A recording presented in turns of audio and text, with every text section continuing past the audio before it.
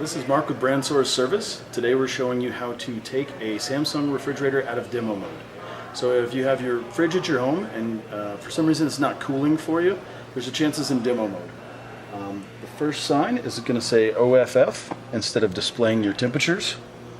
And it's generally a combination of buttons to take it out of demo mode. Sometimes it'll be the two over here.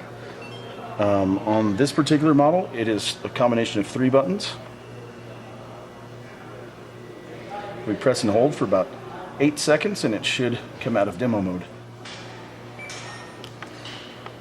And that is out of demo mode.